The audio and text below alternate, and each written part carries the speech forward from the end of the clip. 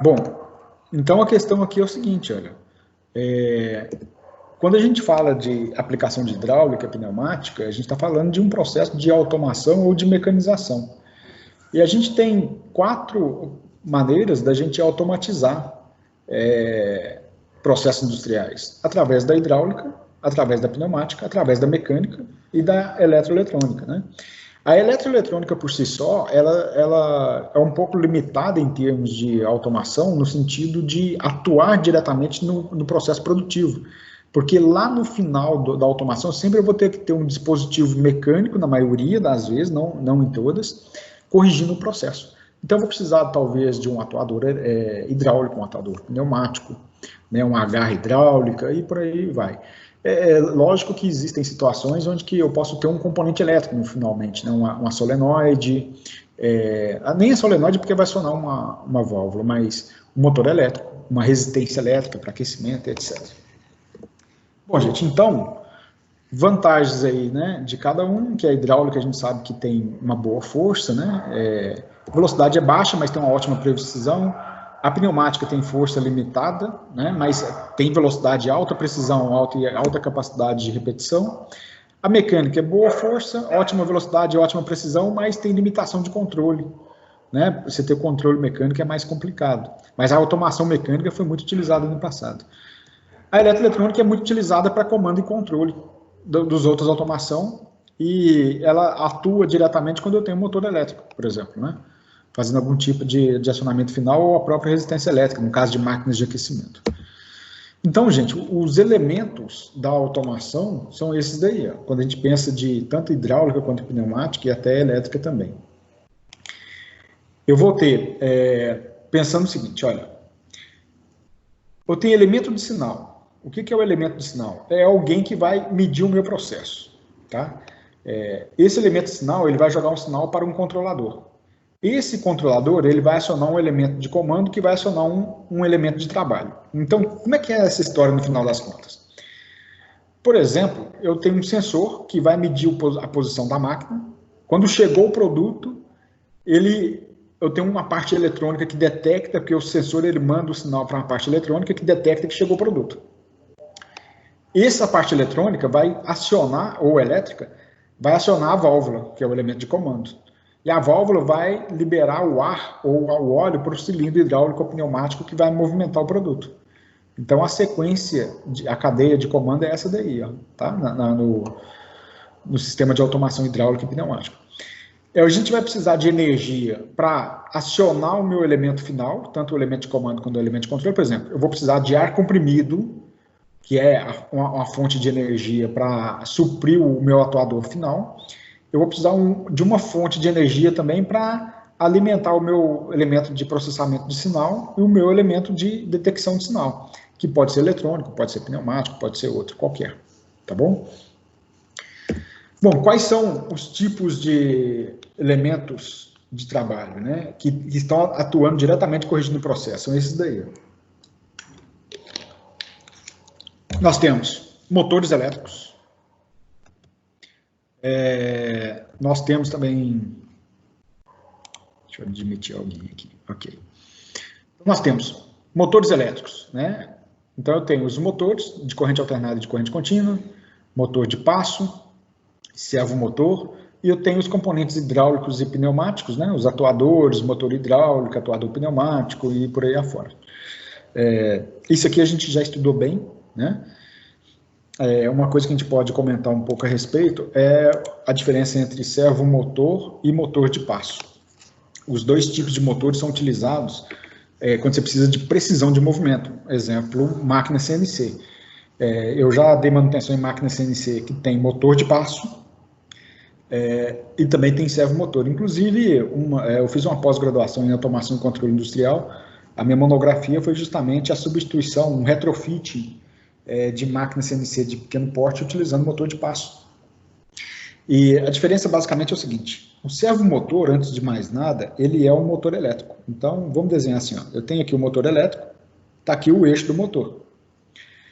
Né? Só que esse eixo aqui, ó, ele é acoplado a um sensor. Esse sensor aqui, ó, ele detecta para mim duas coisas. Primeiro que ele detecta qual que é a rotação que o eixo está girando. E segundo, ele detecta a posição exata do eixo. Existem alguns tipos diferentes de sensor, mas o mais comum e mais utilizado é o chamado de encoder, e a gente tem dois tipos de encoder, o encoder incremental e o absoluto. O encoder, gente, todo mundo acho que já deve ter visto, né? Quem tem moto aí com freio ABS, por exemplo, tem um encoder lá na roda da moto, é um disco cheio de furos aqui, ó. E o princípio dele é o seguinte, está aqui o disco cheio de furos, você tem um sensor óptico de cá, ó, e outro de cá. Esse sensor aqui vai emitir um feixe de luz e esse daqui recebe. Então, cada vez que o disco passa e corta o feixe de luz, ele conta um pulso. Bom, então veja bem, vamos pensar de um encoder. Um encoder muito comum que é utilizado, ele tem 400 pulsos por revolução. Ou seja, cada volta que ele dá, ele manda 400 pulsos para o controlador. Então ele vai fazendo isso aqui, ó. Ele vai mandando um sinal digital, e uma volta ele manda isso 400 vezes. Então mandando um sinal de 5 volts aqui para o controlador, por exemplo. Esse encoder é chamado de encoder incremental. Ele vai incrementando o pulso. Então eu tenho que ter um PLC, um dispositivo eletrônico que vai contar a quantidade de pulso. Então veja bem, se uma volta são 400 pulsos, eu preciso que ele gire 30 graus, é só eu fazer as contas, né? Então, 360 por 30, devia ter feito uma conta mais fácil, né? Vai dar 12, não é isso? Então, eu pego 400 dividido por 12, eu sei a quantidade de pulsos que o controlador tem que receber para detectar 30 graus de variação do ângulo. Uma desvantagem desse tipo de encoder é que quando acaba a energia, por exemplo, o motor está girando, acabou a energia no meio, o motor parou, quando você liga de novo, o encoder ele não sabe detectar qual foi a última posição do motor, então a máquina não detecta a última posição do motor. Uma forma de fazer isso, né, tem muitas máquinas, algumas máquinas CNC mais antigas tinham isso, que chama de uma posição de home. Né? O que é a posição de home? Acabou a energia, voltou, a máquina ela volta para a condição de home, que tem um sensor fim de curso lá que detecta que o motor chegou naquela posição exata, que é a posição inicial. Mas existe um outro tipo de encoder, que é chamado de encoder absoluto. Esse encoder absoluto, ele também tem furos, mas ele tem 4 faixas de furo. Então ele tem 4 sensores que vão emitir luz. Ele vai me dar um código digital de 4 bits, 0, 1, 0, 1, por exemplo, e de acordo com o código eu sei a posição exata que o encoder está parado. Ou seja, acabou a energia, voltou, o encoder já está mandando um código binário, essa codificação chama codificação Gray, e ele manda um código Gray binário de 4 bits para o controlador informando, olha, a minha posição agora é essa, mesmo que tenha acabado aí a energia e ele voltou do zero. Então, o servomotor, ele tem esse nome de servo porque ele lembra de servo, né? De servir, ou seja, de escravo, porque ele depende, a rotação dele depende do encoder. Eu tenho um encoder ou um sensor acoplado ao eixo dele que vai informar a posição. O motor de passo, eu consigo fazer o motor girar a uma determinada rotação, realmente. Porém, o que ele funciona é o seguinte, ele tem um sistema de bobinas, né? Então ele tem várias bobinas. Eu vou fazer um desenho assim mais simples, uma bobina de cá, eu vou fazer de 4 bobinas. Aqui, então, e aqui no centro está o rotor dele, ó, e o rotor dele já é de ímã permanente, então, ou seja, tem um ímã aqui com polo norte e sul, um campo magnético aqui, ó. Dependendo da sequência que eu aplico de ligar as bobinas, esse rotor ele vai girando em ângulos pré-definidos. Então, se eu ligar a bobina A e a bobina B, eu coloco aqui, ó, por exemplo, positivo, negativo, negativo. Aí na bobina C e na bobina D eu inverto. Eu vou colocar aqui agora negativo e positivo. Aí esse motor, por exemplo, ele vai girar 2,8 graus. Que é, pelo menos na última vez que eu comprei e instalei um motor desse, era o motor com menor angulação que eu tinha encontrado na época. Pode ser que tenha mais. Então ele gira 2,8 graus, ou seja, dependendo da sequência de acionamento dessas bobinas, o motor vai girando. Ele gira e para, ele trava naquela posição que você parou. Só que ele tem um problema, o motor de passo, porque ele parou naquela posição de acordo com a quantidade de pulsos que você deu realmente? Não sabemos. E é muito comum o motor de passo ele perder pulso. O que significa isso? Eu dei para ele 400 pulsos, então eu quero que ele vai girar 15 voltas e vai parar a 37 graus da última volta. Pode ser que ele pare a 45, ou pode ser que ele pare a 32, ele tem uma certa imprecisão.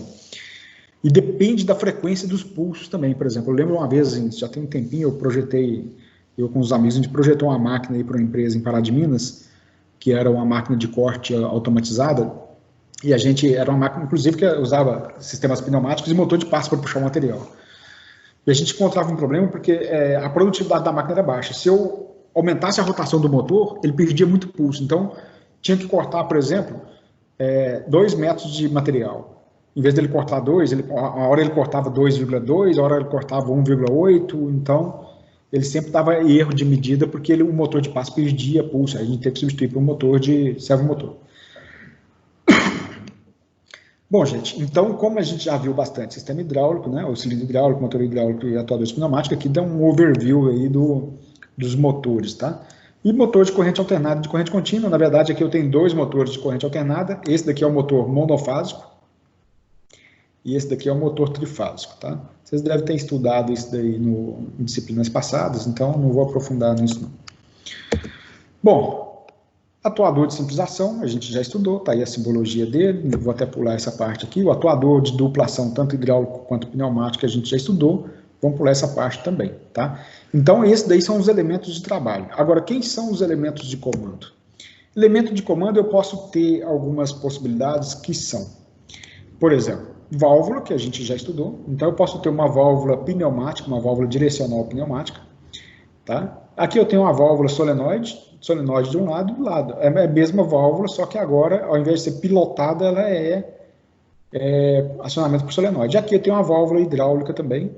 A hidráulica ela tem uma característica, gente, porque a hidráulica, quando envolve pressões maiores, forças maiores, é muito comum na hidráulica um modelo de válvula que chama válvula sanduíche. Essa válvula sanduíche é o seguinte, aqui em cima tem uma válvula menor e aqui eu vou colocar o solenoide. Quando eu acionar essa válvula menor, ela vai pilotar hidraulicamente a válvula de baixo maior. Porque senão eu teria que ter uma solenoide muito grande aqui, ó, e fica inviável isso, né? Então, a válvula sanduíche que existe na hidráulica é justamente isso. Bom, aí nós temos outros elementos de comando. Os contatores e relés, que a gente vai estudar um pouco mais, né, aprofundar um pouco mais daqui a pouco. Os drivers de potência. Aqui tem um exemplo de um driver da Siemens, que são drivers controladores, né? O PLC ele entraria dentro dessa categoria aqui, tá bom? Bom, gente, então, aí dentro dos elementos de comando também, mas eu preciso de projetar uma máquina que não vai ter nada elétrico, tem que ser tudo pneumático, a gente já estudou isso, né? Então, uma válvula direcional de 3 duas vias é um elemento de comando também. Assim como a válvula direcional de 5 duas vias, tá bom? Aí também é um elemento de comando. Ou seja, essa aqui é a parte que a gente já estudou, mas nós estamos entendendo a cadeia de comando. Então, a gente falou sobre elemento de trabalho, começando de cima para baixo. Elemento de trabalho, cilindro hidráulico, cilindro pneumático. Quem que faz o acionamento do cilindro hidráulico e cilindro pneumático? As válvulas. Né? E quem faz o acionamento da válvula, eu posso ter agora, dependendo do tipo de circuito, outros tipos de válvulas ou um acionamento elétrico. Então, para isso, a gente precisa dos elementos de sinais. É quem vai dar o sinal para o elemento de controle, para o elemento de controle fazer o cilindro avançar ou retornar através do elemento de comando. Né? Então, tipos de elementos de sinais. Por exemplo, eu posso ter de acionamento muscular, que são botões e pedal, isso pode ser tanto elétrico quanto hidráulico e pneumático também, tá? Alavancas hidráulicas de válvulas de alavanca. Então, eu posso ter isso como elemento de sinal, no caso de acionamento manual, muscular, e tenho aqui os sensores, né? Então, eu posso ter sensor indutivo, sensor capacitivo, sensor óptico ou fotoelétrico, e os sensores fim de curso, também são chamados de rolete, que pode ser tanto hidráulico quanto pneumático e elétrico também. Bom, mas olha só, e quando o meu sistema é muito complexo, não é nada manual e é tudo automático, como que é feito o acionamento das válvulas? Aí nós temos algumas possibilidades, né? Quem vai fazer o acionamento da válvula, eu posso ter um circuito completamente pneumático, né? Hidráulico. Uma vez eu trabalhei numa empresa que tinha uma máquina que eu achava, era uma máquina muito antiga, isso em 96 já era uma máquina antiga, uma máquina italiana, mas ela tinha um sistema de automação que eu achava o máximo. Essa máquina, eu vou fazer um desenho para vocês entenderem o nível de complexidade da pneumática, até que então era chamada de pneumática proporcional. Era uma empresa que, por exemplo, era indústria de plástico, né? Filme plástico, e tinha uma máquina que pegava bobina assim, de plástico e ela passava numa máquina para desbobinar, para depois ir para a impressora. Então ela ia desbobinando esse filme plástico aqui, ó, só que esse filme plástico, quando você vai desbobinando, ele não pode ter movimento nesse sentido aqui não, ele tem que entrar preciso lá dentro. Então aqui, ó, tinha um sensor pneumático e outro de capa pneumática, um sensor muito simples. Ele tinha um formato aqui assim, ó. Então entra com a mangueira de ar aqui, e aqui, ó, ele deixa passar um jato de ar. E o filme plástico, ele passa aqui assim. Então, quando o filme plástico, aqui você tem tipo um emissor de ar e aqui embaixo um receptor de ar, que vai para o meu elemento de controle pneumático. Então, quando o filme ele balançava, né, e ele cortava esse jato de ar, eu cortava o sinal de uma válvula pneumática e essa válvula pneumática atuava um cilindro pneumático aqui, ó, jogando a bobina para um lado ou para o outro. Então tinha um cilindro pneumático de cá e outro de cá. Todo o controle de posição da desbobinadeira era 100% pneumático, porque não podia ter elétrico. Era uma máquina que trabalhava num ambiente muito saturado de solvente. Então não tinha nada de elétrico onde que ficava essa desbobinadora, os solventes ficavam tudo ali. Então era um controle todo pneumático, somente com válvulas pneumáticas aqui, ó. Não tinha nada de elétrico, né? E eu achei um mecanismo bastante engenhoso, né? Uma parte de controle pneumático, um sensor pneumático corta o ar aqui, o fluxo de ar, você corta o sinal de uma válvula que aciona o cilindro. Achei interessante, bem inteligente. Bom, mas para situações elétricas, aí nós temos dois tipos. Tem um tipo que é chamado de lógica a relé, que a gente faz toda a programação, né, todo o controle através de fios, conectando os contatos de relé com bobina, ou então o PLC, o controlador lógico programável, que ele é todo eletrônico, né, eu conecto o computador ali e faço a programação dele. Então tem a sigla PLC em inglês ou CLP em português, tá? Então, daqui saem os fios elétricos que vão acionar as solenoides e a lógica de acionamento eu faço via computador, programação. Aí tem as linguagens de programações específicas aí do PLC. Bom, ok. E de onde que vem a energia, tanto para o elemento de trabalho quanto para os elementos de controle? Quando o meu elemento de trabalho é elétrico, é pneumático, então eu vou ter fonte de ar comprimido, que está de cá, né? Então, fonte de ar comprimido. Se ele for hidráulico, eu vou ter uma central hidráulica que vai prover toda a pressão, o sistema pressurizado para o meu elemento de trabalho, para o meu atuador. Mas, e quando for elétrico, né? E se minhas válvulas são todas de acionamento elétrico, aí nós vamos usar uma fonte de alimentação. E nem sempre foi fonte de alimentação não, viu, gente? Eu tinha antes circuitos elétricos aplicados à hidráulica, né, e pneumática. Antes, quando a NR12 não era tão rigorosa, né, nem em termos de fiscalização, eletroválvula de 220 volts, que eu vi na indústria, na Fiat era uma bagunça. Você tinha eletroválvula de 220 volts, eletroválvula de 110 volts, aí você tinha eletroválvula de 84 volts, não sei porquê, padrão italiano, vinha 84 volts e 24 volts. Então, você tinha máquina com eletroválvula de todo jeito. Hoje, a NR12 exige, né, que todos os equipamentos que têm interface com o operador, eles têm que, no caso de tensão elétrica, tem que ser abaixo de 50 volts. Ele não fala 50 volts, na verdade, ele fala extra baixa tensão. E extra baixa tensão é tudo abaixo de 50 volts. Então, hoje, o que é muito usual fazer? Eu vou pegar aqui uma fonte de tensão contínua, eu vou entrar aqui, por exemplo, com a alimentação dela, ó, 220 volts, e ela vai me dar aqui, ó, uma tensão contínua de positivo e negativo de 24 volts.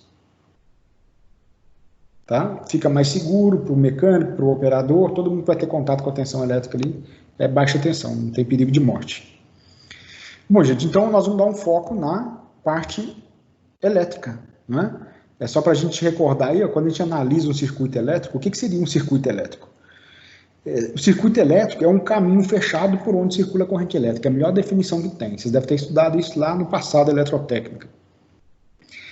Então eu tenho aqui a minha fonte de tensão, uma pilha, a minha carga, né, que é uma lâmpada, que pode ser a minha eletroválvula, e aqui eu tenho uma chave que vai ligar e desligar a lâmpada.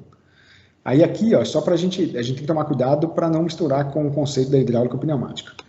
Nesse caso aqui, ó, essa chave ela está aberta, não existe corrente elétrica, ela está interrompendo o circuito.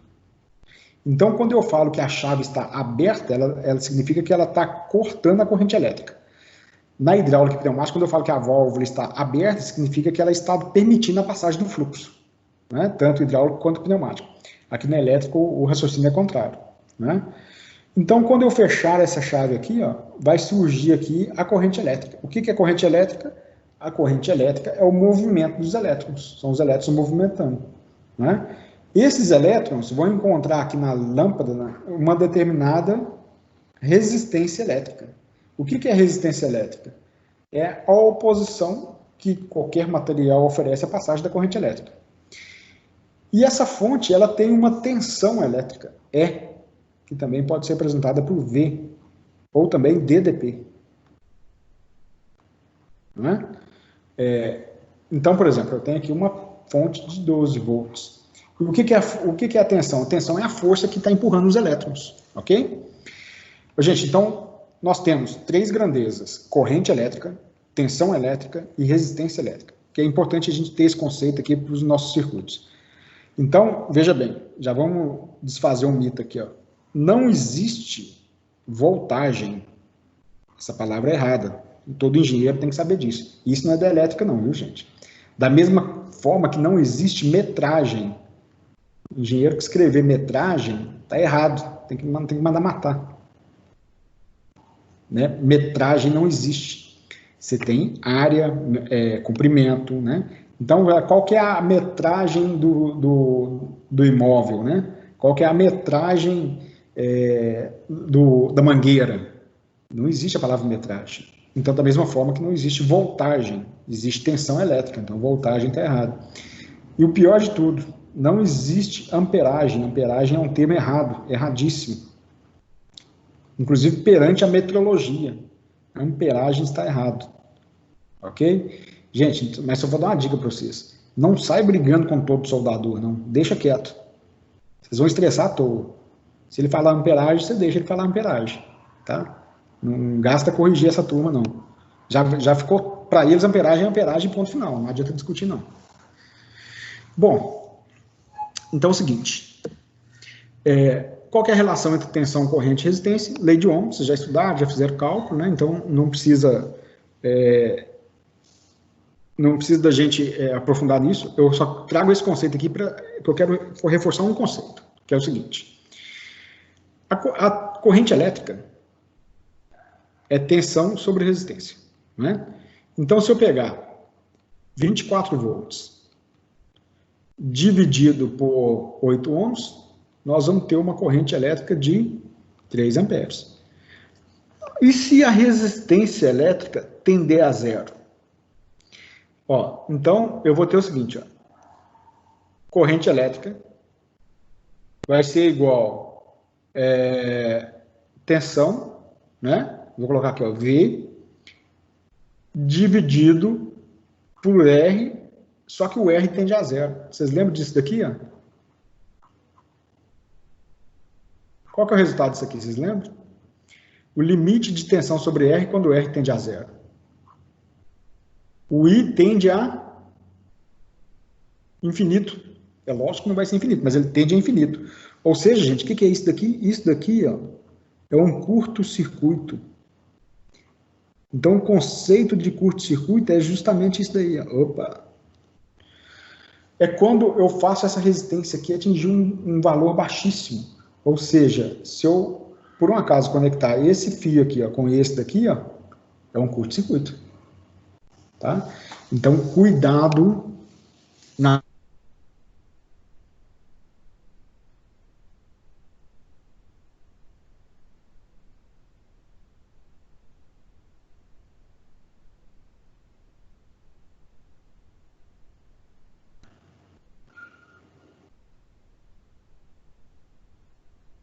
Acho que deu algum problema aí, né, gente? Deve ter travado.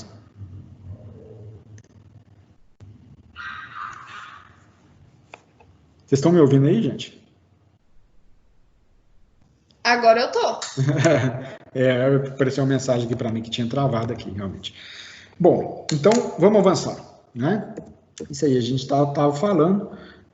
Vocês já estudaram também que isso aí, até no eletromagnetismo, né, que quando você tem um fio que é percorrido por uma corrente elétrica, ele gera um campo magnético, né? Então, se eu pegar, detalhe aqui, ó, eu tenho um fio, esse fio é percorrido por uma corrente elétrica.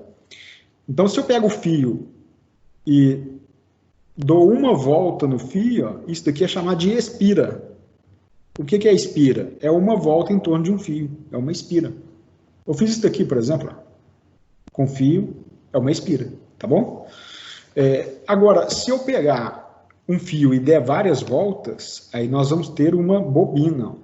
O que é uma bobina? São várias espiras.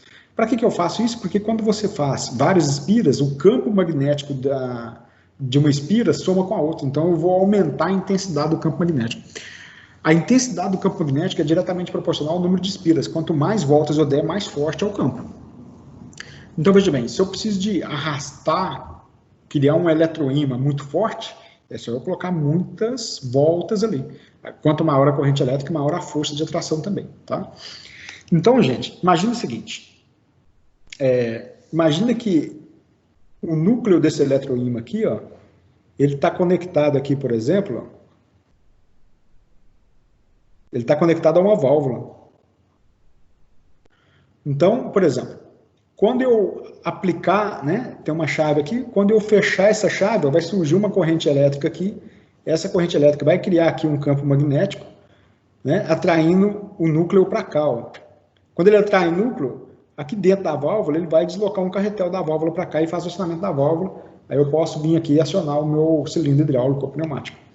Então, o princípio da válvula é justamente esse, ó. Entendendo em termos de corte, é como se eu tivesse isso daqui, ó. Eu tenho um eletroímã em corte, aqui está o corpo da válvula. Quando eu aplicar uma tensão elétrica aqui, eu vou criar um campo magnético que vai atrair o carretel da válvula para dentro do eletroímã. Aí eu desloco o carretel aqui dentro, ó. Vou deslocar o carretel da válvula. Aí eu provoco o comando da válvula. Então está aqui um exemplo, né? Essa daqui é uma válvula pré-operada, tá? E essa parte aqui é a conexão elétrica, onde a gente vem com os fios, ó, né? Aí aqui dentro ele faz a conexão. O eletroímã é isso daqui, é como se ele tivesse enrolado aqui assim, desse jeito aqui assim. Aí quando você aplica a tensão elétrica aqui, por exemplo, 24 volts, o que vai acontecer? Eu vou deslocar, puxar esse carretel aqui para cima, ó, que é justamente o que aconteceu aqui, e permitir a passagem de 1 para 2. Ó. Observa que aqui de 1 para 2 está bloqueado. A mola está empurrando o carretel para baixo. Então a válvula solenoide desloca o carretel para cima e permite a passagem do fluido, tá bom? Às vezes é comum, a gente vai dar manutenção na máquina, o operador fala, olha, eu estou dando comando para acionar aqui e não aciona. Ou seja, ele está aplicando tensão na solenoide e a válvula não está deslocando. Será que o problema é elétrico ou mecânico? O jeito mais fácil da gente verificar é o seguinte, aqui ele geralmente tem aqui assim, tipo uma porca, né, de conexão do eletroímã. Pode ser aqui, ó, ou aqui, tá? Até aqui é melhor, ó. Não é nem aqui não, esquece aqui, ó. Aqui, ó. Você vem com a chave de fenda e aproxima a chave de fenda aqui, ó. Se imantar, é porque a eletroímã tá bom. É um teste muito simples. Está imantado, o problema não é elétrico, o problema é pneumático ou hidráulico, tá? Aqui mostra o carretel, né, de uma válvula acionada por solenoide de 5 duas vias. Eu tenho solenoide de um lado e aqui eu tenho mola. Então a mola está daqui e a solenoide está de cá, tá bom? Acionei a solenoide, ele desloca o carretel e comprime a válvula. Quando eu desligar a tensão elétrica da solenoide, o carretel puxa, a mola puxa o carretel de volta. Mas eu posso ter também a válvula de 5 duas vias com duplo solenoide, né? Eu aciono de um lado, ele desloca o carretel para um lado, acionei do outro, ele desloca para o outro. Bom, gente, mas isso aqui de forma assim, mais rápida é o que a gente já estudou. Agora eu queria aprofundar um pouco mais na parte elétrica, né? Da gente entender como que vai funcionar os circuitos elétricos aí para hidráulica e pneumática. Eu acho que o primeiro passo é a gente entender os tipos de contatos elétricos. A gente tem 3 tipos de contatos. É um contato do tipo normal aberto, aí invertendo em relação à hidráulica e à pneumática, o normal aberto significa que ele não está deixando a corrente elétrica passar. Na condição de repouso, ó, eu tenho um fio conectado aqui, quando a corrente elétrica chegar aqui, ó, ela não passa daqui para cá. Então, aqui ó, o fluxo está interrompido, né? Quando eu faço um acionamento, né, provoco uma ação mecânica sobre o contato, aí sim a corrente elétrica passa daqui para cá.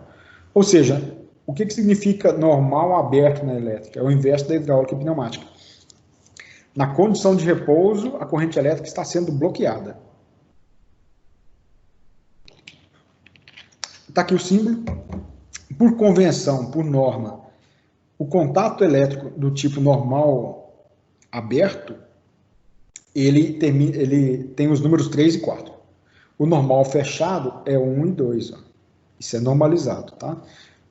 Então, veja bem, o contato normal aberto também é chamado de NO, Normally Open. Né? É muito comum esse termo. O normal fechado, na condição de repouso, ele deixa a corrente elétrica passar. Ó. A corrente elétrica passando daqui para cá. Ó. Aí eu faço uma ação mecânica externa, eu vou interromper o fluxo da corrente elétrica, não tem por onde passar. Então, por isso, ele é chamado de normal fechado. Na condição de repouso, o circuito está fechado, a corrente elétrica está circulando. Também é chamado de NC, Normally Closed. Tá? E eu tenho um tipo de contato também que é chamado de contato reversível ou comutador. Né? Está escrito aqui comutador, reversível, é a mesma coisa. Na condição de repouso, a corrente elétrica está passando daqui para cá. E esse contato aqui está sem corrente elétrica. Quando eu acionar o contato, a corrente elétrica muda daqui para cá. Então eu tenho um ponto comum, que é 1, o 2 é fechado e o 4 ele é aberto. Tá? São os 3 tipos de contatos que a gente precisa de entender. Então, gente, baseado nisso, eu preciso de ter, quando eu tenho um botão que vai provocar o acionamento de um circuito elétrico, esse botão ele pode ser do tipo normal fechado ou normal aberto, né? O normal aberto é também chamado de fechador, né? O botão fechador. A estrutura mecânica dele seria isso daqui. Ó. Quando eu aplicar uma força aqui no botão, eu vou empurrar essa haste do botão para baixo e vou fechar esse contato aqui. Ó. Quando eu tirar a força externa do botão, a mola empurra o botão de novo e esse contato aqui ele vai abrir de cá e de cá. Aí ele volta para a condição de repouso. Está aqui a simbologia do botão. Tá? Ele tem essa característica aqui, uma chave, né, com esse formato. Esse botão também, gente, ele tem um outro nome que é chamado de push button.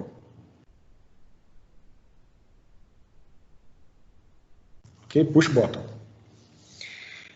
Quando esse botão é com trava, por exemplo, um interruptor ou um apagador, ele tem essa quebradinha aqui no símbolo. Então, o símbolo dele está aqui, é o símbolo da manopla. Aí ele tem esse dentezinho aqui, para mostrar que ele tem trava, tá? Exemplo de botão com trava, botão de emergência. Você bate no botão, ele trava e fica, né, naquela última condição dele, tá?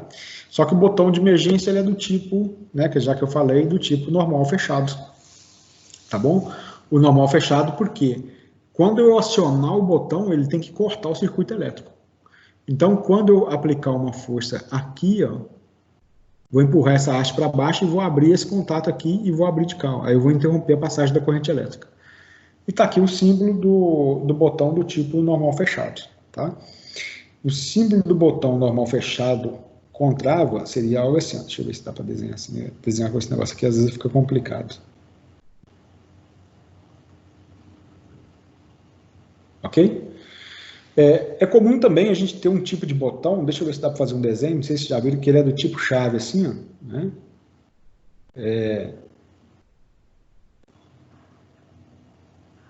Então eu vou pegar essa alavanca aqui, e vou mover para cá ou para cá, né? A simbologia desse botão é assim. Por exemplo, no botão do tipo normal fechado, seria um detalhe simples. Significa que é uma chave de uma ou duas posições, tá? Se ela tiver trava, ela sempre fica na última posição que você colocou. Se ela não tiver trava, ela volta para a condição original dela. Então, aqui são tipos de botões, de chaves, igual a gente já explicou, né? Botão do tipo normal aberto, com retenção, sem retenção, ou trava, sem trava, né? E tem um componente elétrico que é muito utilizado na hidráulica e na pneumática, que é para detectar quando eu tenho final de curso, por exemplo, que é a chave fim de curso, né? Ele é chamado de fim de curso, chave fim de curso. Esse modelo aí, ó, também é muito comum o termo microchave. Esse modelo aqui. Como que funciona esse modelo de microchave? Quando a máquina encosta aqui, ó, e empurrar esse rolete para baixo, ela vai acionar esse contato que está aqui dentro. Então, observe o seguinte, imagina que eu estou aplicando corrente elétrica aqui. Ó. A corrente elétrica está entrando aqui, passando por esse contato aqui, ó, e saindo de cá. Ó. Quando eu aplicar uma força, eu vou interromper aqui e fechar o contato elétrico aqui agora. Então, a corrente elétrica passa a fazer esse caminho aqui agora. E aqui não tem mais corrente elétrica. Eu cesso a corrente elétrica aqui. Ó. Ok? Então, esse daqui é um exemplo de botão comutador.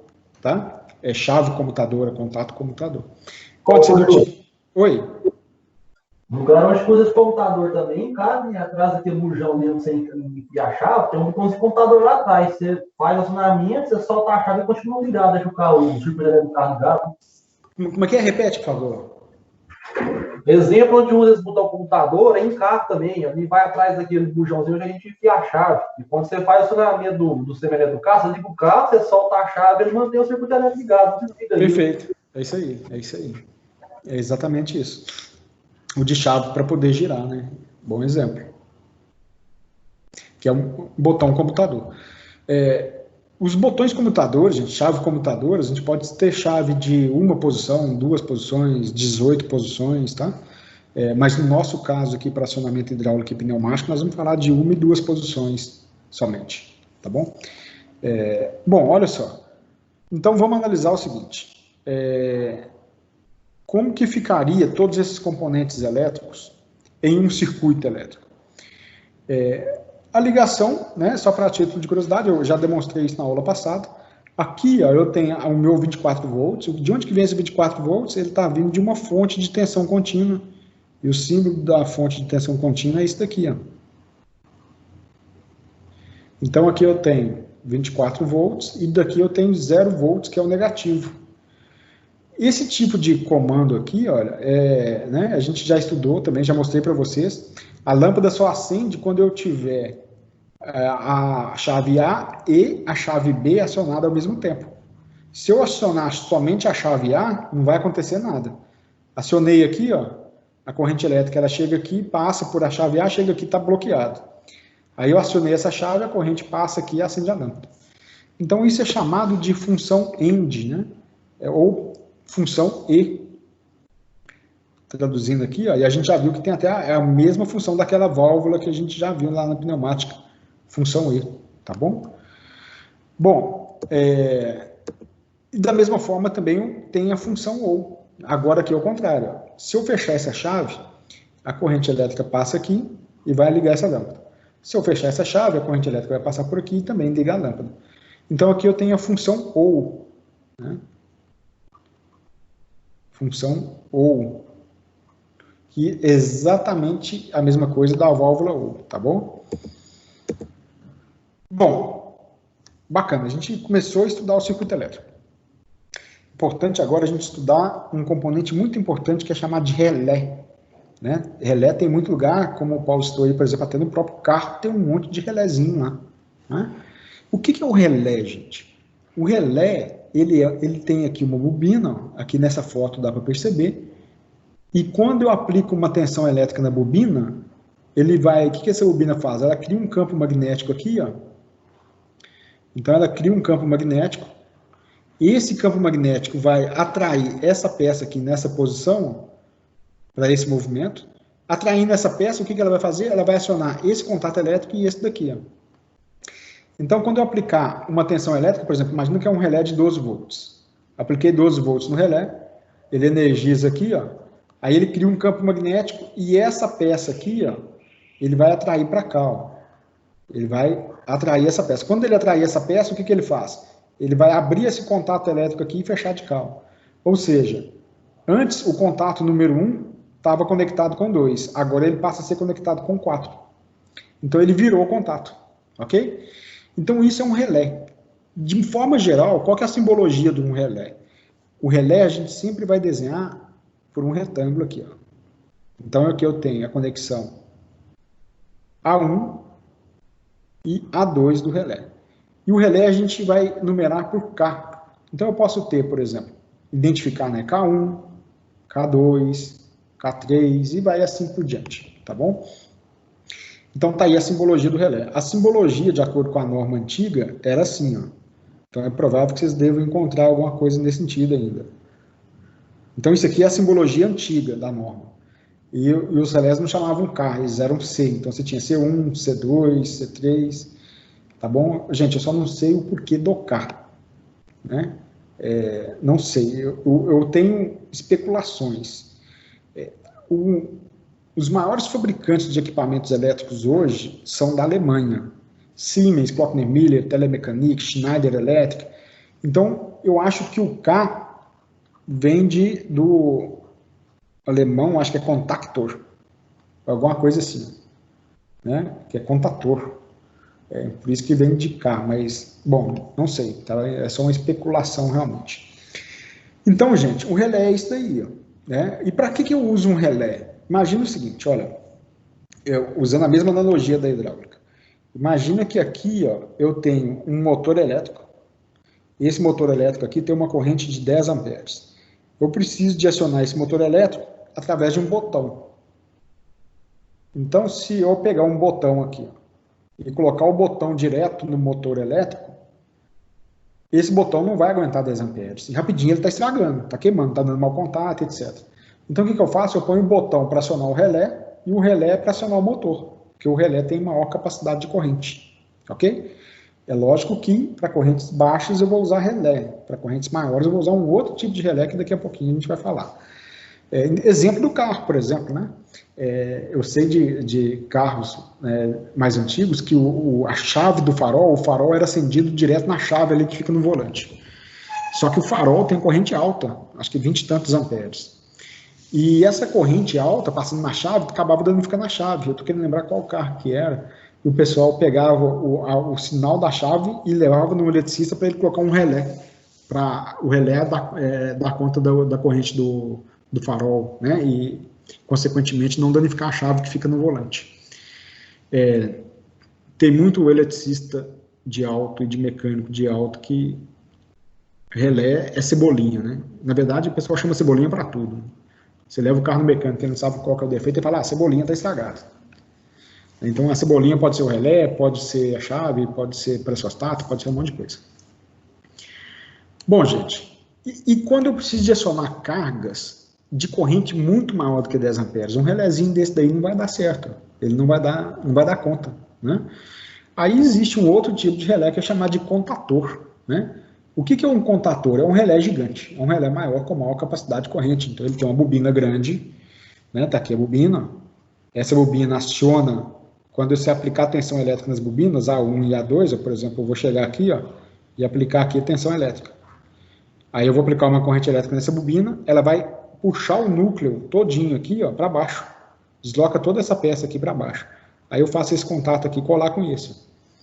Então isso é um contator, tá? Contator é muito utilizado, por exemplo, para acionar motores elétricos, né?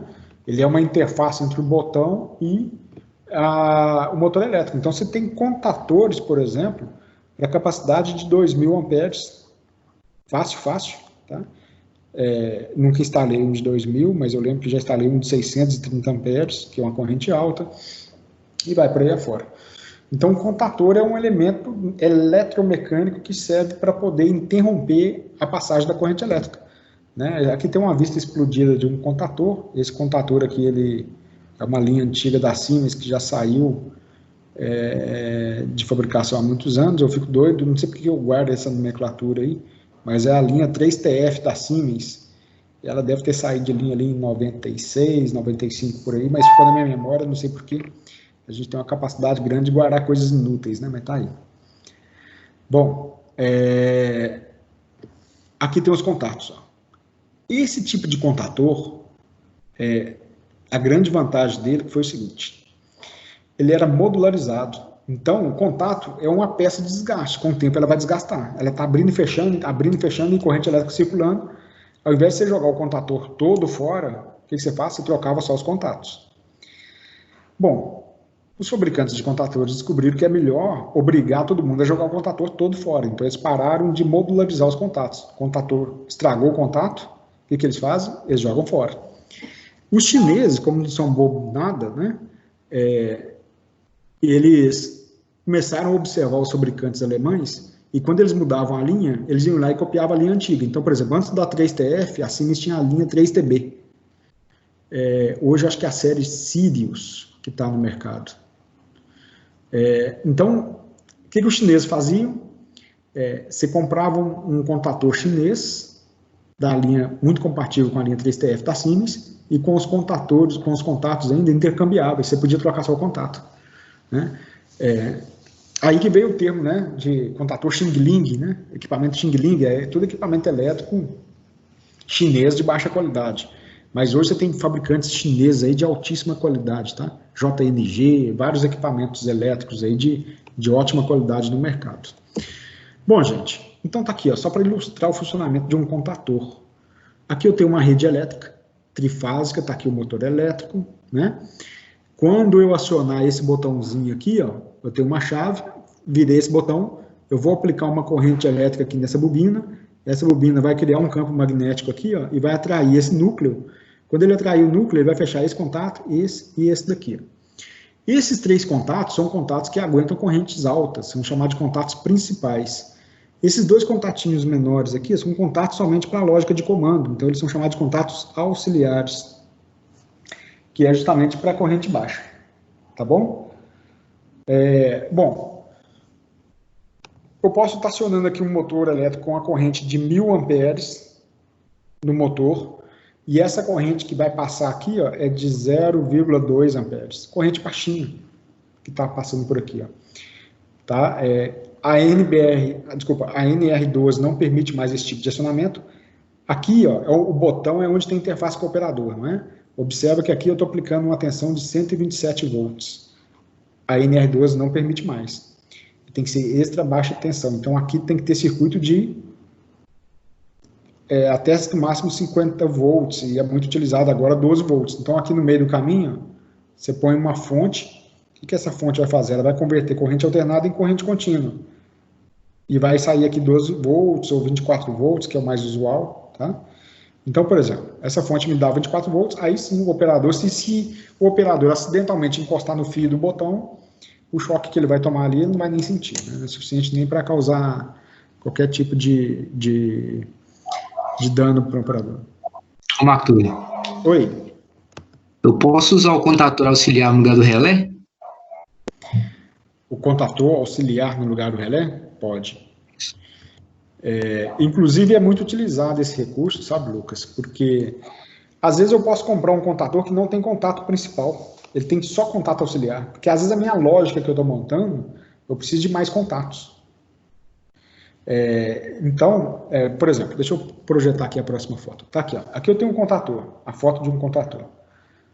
Que inclusive esse aqui é um contator chinês, se não me engano, eu acho que é o JNG, que é marca boa. Bom, o que significa? Por exemplo, eu posso ter um contator, aqui estão os contatos principais dele, está aqui, eu tenho um contato auxiliar, mas eu posso ter um contator de forma que, quando a gente analisa o desenho, eu vou fazer um desenho assim, ó, ele só vai ter contato auxiliar, ou seja, todos os contatos dele são contatos de baixa corrente, né, que são utilizados em circuitos de comando. Aí eu posso substituir, sim, o relé por um contator. Tá bom? É isso, Lucas? Tinha perguntado? É isso mesmo. Beleza. Bom, os contatos, gente, de um contator, a numeração é o seguinte. Todos os contatos principais, que são contatos de força, a gente numera com 1, 3 e 5 a entrada dele e o 2, 4 e 6 como saída. Tá? os contatos auxiliares, aí eu tenho aqui, ó, 13, 14, daqui a pouquinho eu vou explicar o que é isso, né? Então, quando eu pego o contator do fabricante, aqui dá até para ver, assim, ó, aqui está escrito assim, ó, o que está escrito ali, ó? Está escrito 1L1. É porque, às vezes, o fabricante, ele exporta para outros países, e tem países que a norma é o seguinte, ó, por exemplo, os Estados Unidos entrada é L1, L2 e L3, de linha 1, linha 2 e linha 3. O T é de T1, T2 e T3, que é a saída para carga, tá?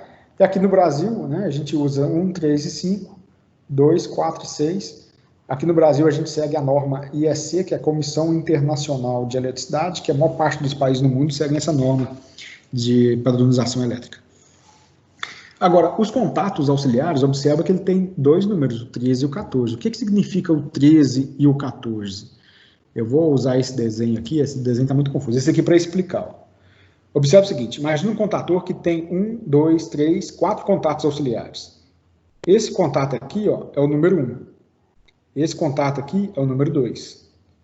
Esse aqui é o número 3 e esse daqui é o número 4. Ou seja, o primeiro algarismo, ele representa a posição do contato no contator. Tá certo? O segundo algarismo, ele vai falar para mim se ele é do tipo normal aberto ou normal fechado, porque ele está aqui, ó. 1 e 2, o contato é do tipo normal fechado. 3 e 4, ele é do tipo normal aberto. É por isso que a gente tem que numerar os contatos. Então, por que esse daqui é 13 e 14? Porque ele é o primeiro contato do contator e ele é do tipo 3, normal aberto, que é 3 e 4. Esse daqui, ó, 31 e 32, significa que é o terceiro contato do contator e ele é do tipo normal fechado. Então, a composição do número, ele representa para mim a posição do contato no contator e se ele é do tipo normal aberto ou normal fechado. Tá? Então, usando o exemplo do Lucas aí, eu posso, imagina que eu tenho um contator que ele só tem contatos auxiliares, e tem na prática, por exemplo, que ele tem 8 contatos auxiliares. Então, eu vou ter 13, 14, 21, 22, 23, 24, 43, 44, e no final lá tem, por exemplo, 81 e 82. O 8 representa a posição 1 e 2 do tipo normal fechado. Ok? Gente, como é que fica o contator no circuito elétrico? Um exemplo está aí, ó. Né? Contator no circuito elétrico. Esse circuito aqui eu já montei com vocês, ele é chamado de circuito de selo. A bobina do contator está representada aqui, ó, nesse retângulo, tá? Aqui eu tenho 24 volts e aqui embaixo 0 volts. Aqui eu tenho, então, observe o seguinte, ó, um botão de liga e um botão de desliga. Né? Aqui cortou, mas tem assim, ó, desliga. Tá? Quando eu fechar esse botão aqui, ó, a corrente elétrica vai passar aqui por esse contato que está fechado e vai ligar essa bobina do contator. Quando ligar essa bobina aqui, ó, mecanicamente, ela está conectada nesse contato. Ela está aqui, ó, é como se eu tivesse assim, a bobina e o contato está de cá. Ó. Eu liguei a bobina, o que ela vai fazer? Ela vai fechar o contato. Acho que o desenho ficaria mais fácil de entender se fosse assim. Ó. Tem a bobina.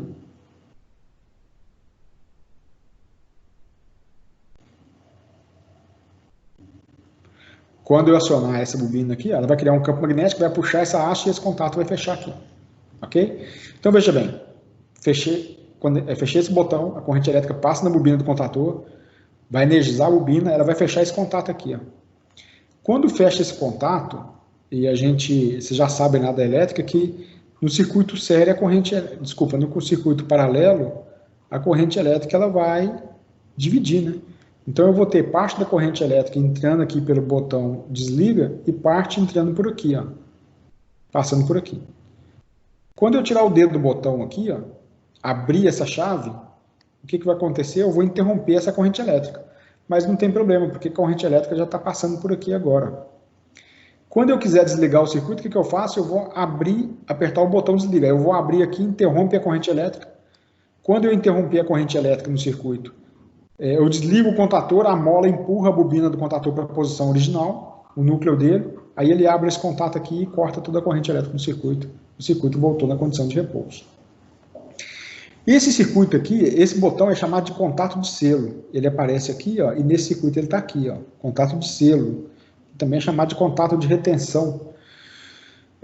Se eu apertar esse botão e esse daqui ao mesmo tempo, o que vai acontecer? Nada.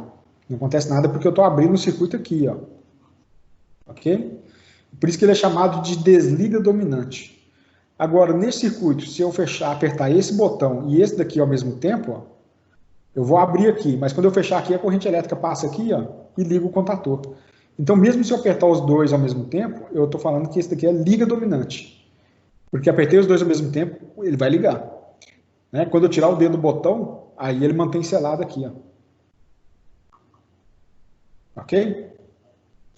Bom, então, aí um conceito de circuito elétrico, né? Aplicando aí contatos, relés e etc. Mas existem outros componentes que são elementos de sinais também, que podem fazer ligar e desligar uma eletroválvula, tá? Por exemplo, nós temos os sensores, né? E sensores, gente, a gente tem... quando a gente vai especificar o sensor, eu tenho que saber se o sensor ele é óptico, se ele é magnético, se ele é capacitivo, se ele é indutivo, se ele é do tipo normal aberto ou normal fechado, se ele é PNP ou NPN. O que é PNP e NPN? Vamos começar por aí, deixa eu explicar para vocês. Imagina que eu tenho um sensor. Nesse sensor eu vou aplicar tensão elétrica, por exemplo, eu vou usar aqui, ó, 12 volts. E vou aplicar também 0 volts. Esse sensor aqui, o que ele está fazendo? Esse 12 volts, ele está passando aqui no contato e está saindo aqui, ó. Então, imagina que eu vou pegar esse fio aqui, vou conectar aqui, ó, e vou ligar uma lâmpada. Tá? Ou seja, quando eu... Suponhamos que ele seja um sensor óptico, um sensor indutivo. Quando eu aproximar uma peça de metal aqui, ó, o que ele vai fazer? Ele vai detectar a peça de metal e vai fechar esse contato. E o sensor PNP, ele joga o positivo, ele comuta o sinal do positivo. O sensor NPN, ele comuta o sinal do negativo. Então, para eu ligar a lâmpada agora aqui, ó, eu teria que fazer o seguinte, ó, isso daqui é o 0 volts, né? Eu tenho que conectar a lâmpada aqui, e agora aqui eu vou ligar 24 volts. Aqui eu conectei 0 volts. Coloquei o símbolo do terra, mas 0 volts. Então, o sensor PNP, ele comuta o sinal positivo. O sensor NPN comuta o sinal negativo, tá bom? Além disso, ele pode ser do tipo normal aberto. Na condição de repouso, ele não deixa a corrente elétrica passar, no caso do tipo normal aberto. E o do tipo normal fechado, na condição de repouso, ele deixa a corrente elétrica circular por dentro dele aqui. Então, eu tenho sensor PNP e NPN e sensor também do tipo normal aberto ou normal fechado. Beleza, agora eu posso entender quanto ao tipo ou a natureza de acionamento do sensor. Quais são esses tipos? Por exemplo, um sensor que é muito usado é chamado de sensor indutivo. O sensor indutivo é o seguinte, ó, aqui dentro do sensor, ele tem aqui, na verdade, um eletroímã. Esse eletroímã é ligado aqui a um circuito elétrico chamado de circuito ressonante. O eletroímã, vocês já estudaram lá na eletromagnetismo, se eu tiver um eletroímã sem núcleo, aqui eu vou ter uma corrente elétrica, chamada de I1. Quando eu coloco um núcleo no eletroímã, eu vou ter uma corrente elétrica I2. Só que I2 é maior do que I1. Ou seja, como é que funciona o sensor indutivo? Você aplica uma tensão nesse eletroímã, quando se aproxima aqui uma peça de metal, o que essa peça de metal faz? Ela vai intensificar o campo magnético. Aí o circuito eletrônico que tem aqui dentro detecta que aproximou uma peça de metal porque a corrente elétrica subiu. Ou seja, o sensor indutivo ele é um tipo de sensor que detecta somente peças metálicas. E importante, viu, gente? Peças metálicas ferromagnéticas. Por exemplo, ele não detecta cobre, ele não detecta alumínio, ele não detecta ouro, que isso tudo são materiais paramagnéticos, né? Que não interagem com o campo magnético. Então, aço, por exemplo, ele vai detectar. Tá? Então, ele detecta uma peça de aço que passa próximo dele, não tem contato elétrico, não tem contato físico, só de se aproximar dele, ele já detecta que alguma coisa metálica aproximou dele. Qual que é a vantagem dele? Como ele não tem dispositivo mecânico, a vida útil dele é muito grande. Ele dura até acabar. Né? Assim, a vida útil dele é muito maior do que uma chave fim de curso. Porque a chave fim de curso você tem um contato que vai abrindo e fechando, abrindo e fechando, abrindo e fechando. Chega uma hora que, por uma questão de fadiga mecânica, ele estraga. O sensor indutivo não, ele estraga por outras questões. Ele estraga, por exemplo, quando você tem flutuação de tensão na rede, a tensão sobe e ele queima, aí pode acontecer. Ou um acidente mecânico, uma colisão mecânica, né? A peça mecânica que era só para aproximar, por alguma falha mecânica, ela colidiu com o sensor e quebrou o sensor. Aí é outra história. Então, o sensor indutivo, gente, ele detecta somente peças de metal. O sensor capacitivo, ele detecta qualquer tipo de objeto. Metal, plástico, a mão do ser humano ele detecta, qualquer coisa que se aproximar dele, ele detecta, tá? E o princípio de funcionamento dele é o seguinte: ele se baseia em um capacitor, né? Um capacitor é quando eu tenho duas placas aqui de material metálico, de condutores elétricos, que seria o seguinte: eu coloco uma placa aqui, outra aqui, ó, desse jeito. Aí eu vou aplicar essa placa aqui, eu vou aplicar numa fonte de tensão, e essa placa em outra fonte de tensão. Vai surgir uma corrente elétrica, eu vou ter aqui, ó, por exemplo, falta de elétrons, e aqui em cima, aqui embaixo, excesso de elétrons.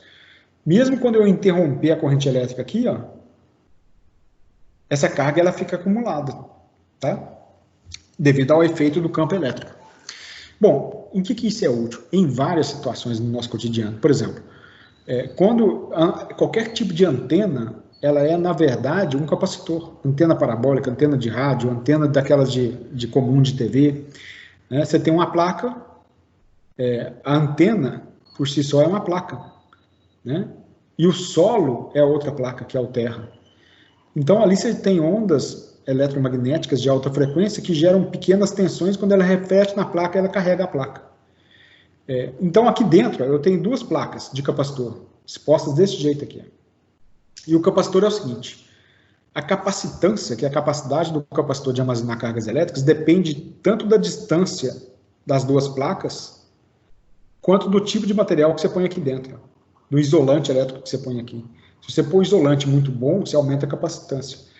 Então, quando eu aproximo qualquer coisa aqui dentro do campo elétrico, que fica desse jeito aqui, assim, mais ou menos, ó, que as placas projetam o campo elétrico para fora, quando você aproxima qualquer objeto desse campo elétrico, você aumenta a capacitância da placa, ou reduz. Aí eu tenho um circuito eletrônico que detecta a mudança da capacitância e manda um sinal aqui. Ó. Então, o sensor capacitivo, está aqui o símbolo dele, ele se baseia nesse funcionamento. E para mudar a capacitância dessas placas, pode ser qualquer objeto, qualquer um. Metal, placa, carne, né, no caso do ser humano, né, plástico, qualquer tipo de material que se aproximar ali, ele detecta. Então, aí você vai pensar, pô, mas o capacitor, o sensor capacitivo poderia substituir o indutivo, de fato poderia. Mas imagina, assim, tem várias aplicações, mas uma aplicação clássica é o seguinte: imagina que eu tenho uma esteira transportadora, eu vou produzir aqui peças de metal e peças de plástico. Eu posso colocar um sensor para detectar um sensor indutivo e um capacitivo. Se os dois detectarem a peça, significa que a peça é de metal. Se só o capacitivo detectou, significa que a peça é de plástico. Né? Então, você tem N aplicações aí de situações, né? Onde que eu vou usar o indutivo e o capacitivo. Outra característica também que a distância sensórica é o seguinte: qual que é essa distância máxima aqui que o sensor consegue detectar? O sensor indutivo, ele tem uma distância sensórica muito maior do que a do capacitivo.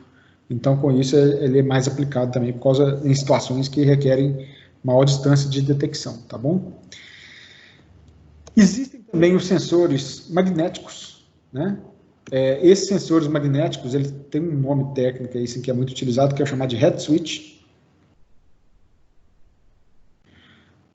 Não sei porque o nome head switch, né, chave vermelha, mas o princípio dele básico é o seguinte: ó, eu tenho uma ampulheta aqui dentro, é uma pecinha de vidro, eu tenho duas lâminas de metal aqui e aqui. Ó. Se eu colocar um ímã aqui perto, ó, eu tenho um ímã, o campo magnético do ímã faz essas duas chapinhas colarem. Então, tá vendo aqui? Ó, imagina um cilindro hidráulico ou pneumático, isso é muito comum. No êmbolo do cilindro, eu tenho isso daqui, ó, isso daqui é um ímã. Já está instalado, montado no cilindro. Então, toda vez que a haste do cilindro, né, o êmbolo, passar por esse sensor, ele fecha o contato. Então, eu sei, dessa forma, detectar quando o cilindro ele está completamente avançado e completamente recuado, né, devido ao sensor magnético que tem lá dentro. Um exemplo muito simples de aplicação desse sensor, que é do nosso dia a dia, é o odômetro de bicicleta, tem gente que fala cat eye, né? O cat eye, que é a marca do primeiro fabricante. Ali na roda tem um ímã. E aquele sensor que vai ali na suspensão da bicicleta, ali é um sensor magnético, é um head switch. Toda vez que ele passa, ele fecha o contato e manda um pulso para o controlador. No cilindro hidráulico pneumático, gente, funcionaria desse jeito aqui, ó. Eu tenho, né, aqui eu peguei uma foto da Parker, um desenho da Parker. No êmbolo, então, eu tenho um ímã. E instalado do lado de fora, nesse caso aqui, está fixado ao tirante do sensor pneumático, eu tenho a chave, o sensor magnético. Quando o atuador ele recuar completamente, o ímã vai passar de frente o sensor, né, e faz o contato elétrico fechar. Esse contato elétrico aqui fecha. Aí você pode usar esse contato para detectar quando o cilindro está completamente avançado e completamente recuado. E ele é muito útil na prática, realmente, porque ele facilita muito a sua instalação. E já vem de fábrica desse jeito, tá bom? Bom, outro tipo de sensor que é muito utilizado no acionamento hidráulico e pneumático é o sensor óptico. E tem vários tipos dele. A gente tem o sensor de reflexão, o de retroreflexão, de barreira e o de fibra ótica, né? Basicamente é o seguinte, o que é o sensor de reflexão difusa? O sensor de reflexão difusa, observa o seguinte, aqui eu tenho um sensor, ó, isso daqui ó, é o emissor, e esse daqui é o receptor. Quando um objeto fica na frente do sensor, ele emite um feixe de luz, o feixe de luz vai refletir no objeto e voltar aqui, e ele detecta que o feixe de luz voltou. É o mesmo caso desse modelo aqui, ó, o feixe de luz é emitido aqui, infravermelho, ele bate no objeto e volta por aqui. Ó. Então imagina que aqui eu tenho um cilindro hidráulico, aí eu tenho a minha peça. Quando eu avançar o cilindro hidráulico, o feixe de luz vai refletir no objeto e voltar. Tá bom? Então, esse é o de reflexão difusa. Me veio na cabeça aqui, trabalhei de eletricista na época, a Coca-Cola tinha uma fábrica aqui em Divinópolis, já tem bastante tempo, eu sei, mas eu era eletricista lá. E tinha a enchedora, ela tinha 96 válvulas, era uma roda, entrava as garrafinhas aqui assim, ó. Então, quando a garrafinha ela vinha da esteira do transportador, aquele monte de garrafinha aqui, entrava na roda da enchedora, a enchedora girava e ia enchendo uma garrafa de refrigerante e entregava a garrafa do lado de cá na outra esteira cheia. Ó. Essa esteira, essa enchedora, ela tinha 96, capacidade para 96 garrafas, e só que quando a garrafa entrava na enchedora, você tinha um sensor óptico desse daqui, que detectava que a garrafa entrou. Aí ele mandava um sinal para a válvula para abrir o refrigerante e encher a válvula, a garrafa. Eu lembro que uma vez o operador ele me chamou falando que tinha uma válvula que não abria. Aí eu estava, mas será que é mecânico ou é elétrico? Né? Tipo, é hidráulico ou é elétrico o problema? Aí o besta aqui, né, eu pensei, deve ser uma sujeira na frente do sensor, porque realmente um problema que acontece muito é o seguinte, ó, dependendo do processo produtivo, acumula sujeira aqui no receptor, né? Por exemplo. Ou acumula sujeira aqui no receptor e começa a atrapalhar o funcionamento do sensor. A primeira reação minha foi o seguinte, eu olhando direto para a válvula, estava aqui, ó, cabeção, olhando direto para a válvula, eu fui lá e passei a mão na frente do sensor. Eu tive uma primeira felicidade, eu descobri que realmente era só sujeira. Só que quando eu passei a mão, ele detectou minha mão, abriu a válvula direto em mim. Então eu tomei um banho de Guarapã, eu lembro direitinho esse dia que era Guarapã, a válvula abriu na minha frente, fiquei ensopado de Guarapã na hora, porque ela abre numa vazão e numa pressão muito grande, né? Então o problema de sensores ópticos é sempre sujeira, viu gente? Recomendação é sujeira. Um outro tipo que dá muito problema de sujeira é o de tipo reflexão. O reflexão é o seguinte, ele tem um espelho prismático, ele parece aquele olho de gato, né? De moto, de bicicleta, exatamente aquele.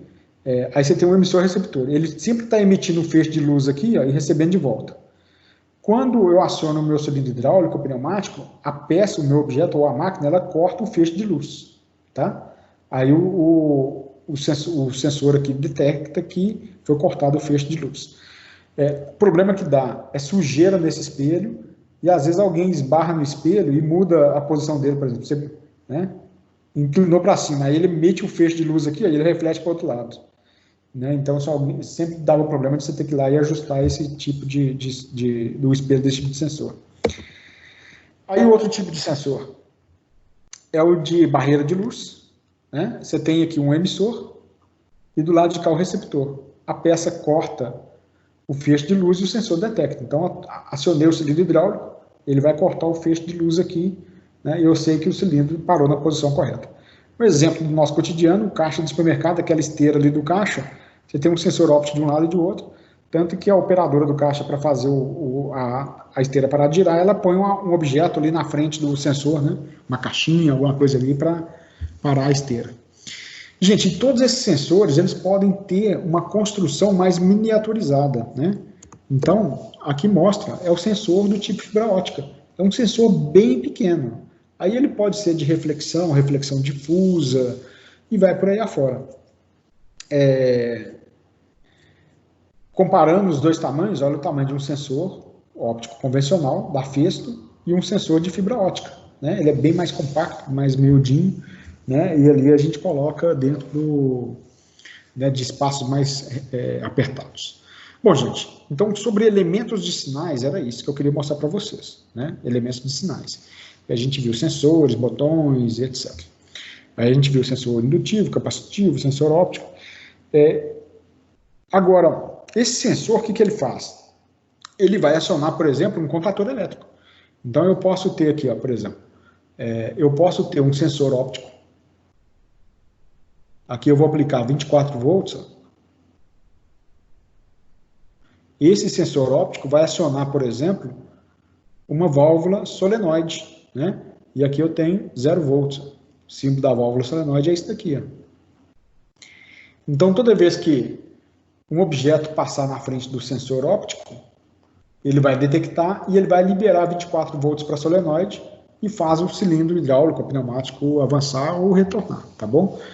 Então tá aí. Mas aquele caso que eu falei com vocês, que eu posso ter válvulas solenoides com corrente muito alta. Então o que eu posso fazer? Eu posso pegar então este sensor vai jogar um sinal para um contator. Por exemplo, eu vou chamar aqui de K1. Aqui eu tenho 24 volts, 0 volts. E esse contator K1 que vai acionar a minha solenoide. Está aqui, ó. Por exemplo, Y1, a minha solenoide. E esse contato aqui é de K1. O sensor óptico aciona o contator fecha esse contato que liga a solenoide. Por que isso? Porque às vezes o meu sensor óptico ele me dá uma corrente de 0,05 amperes. E a minha solenoide consome uma corrente de 5 amperes. Ou seja, o sensor óptico não tem capacidade de acionar diretamente a minha solenoide. Aí aciona um relé ou um contator e o relé ou o contator que vai acionar a solenoide, tá bom? Mas também podem acontecer situações em que eu preciso de ter uma temporização. Ó, o sensor óptico detectou a peça, aí eu tenho que contar 10 segundos e depois acionar o cilindro pneumático, né? Aí então nós temos um tipo de relé que é chamado de relé temporizador. O relé temporizador é basicamente isso. Quando eu aplicar 24 volts nele aqui, ó, né, cheguei aqui e apliquei 24 volts. Quando eu aplicar 24 volts, ele conta um tempo que eu vou ajustar, 10 segundos, por exemplo. Aí depois de 10 segundos ele vai fechar esse contato e abrir este carro. Esse tipo de contato aqui é chamado de o relé temporizador com atraso na ativação, ou temporização na ativação. Ele é muito conhecido como TON. O eletricista até brinca, faz um temporizador TON, que é tempo, timer, on, ou seja, tempo na energização. Apliquei a tensão elétrica na bobina, ele vai marcar um tempo, e depois de um tempo passado aqui, ó, que ele vai acionar o contato. Aí quando eu retirar a tensão elétrica daqui, ó, desliguei o relé, quando eu desligar o relé, ele vem cá e abre esse contato e esse daqui fecha de novo. É muito utilizado para acionamentos elétricos para hidráulica e para pneumática, dependendo da lógica de acionamento da máquina, tá bom? Então o relé de temporização ele tem a função de provocar um atraso no acionamento de algum outro elemento de trabalho, por exemplo, tá? Existe um outro tipo de relé, esse aqui é o relé de temporização com atraso na ativação. Mas existe um outro modelo também, que é chamado de atraso na desativação. Então, veja bem o que acontece. Quando eu ligar a bobina, o contato já fecha. Apliquei 24 volts aqui, ó, esse contato aqui já fecha e esse daqui abre. Quando eu desligar a bobina, aí ele conta um tempo e abre esse contato e fecha o outro. Então, ele vai contar um tempo depois que você desliga o temporizador.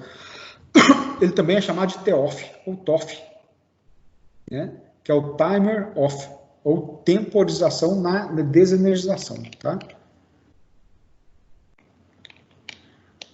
Em termos de simbologia, para a gente diferenciar um do outro, é isso daqui. Ó. A bobina com X é o T1, e a bobina toda preenchida é o T-off. Então, esse daqui é o T-off. E o que diferencia um contato do outro? Observa que o contato do T-off, a simbologia dele é assim. Ó. Do T1, a simbologia dele é assim. Ó. É o contrário.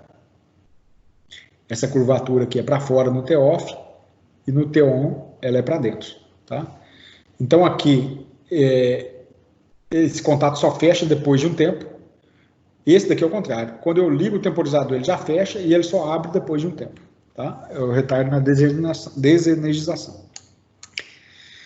Utilizado aí para várias aplicações possíveis. Bom, um outro dispositivo tipo de relé que é muito utilizado também em indústrias é o contador. Né? O princípio do contador é o seguinte. Ó.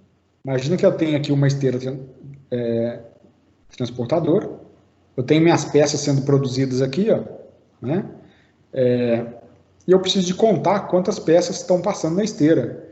Eu posso colocar aqui um sensor óptico, por exemplo, um sensor óptico por reflexão difusa.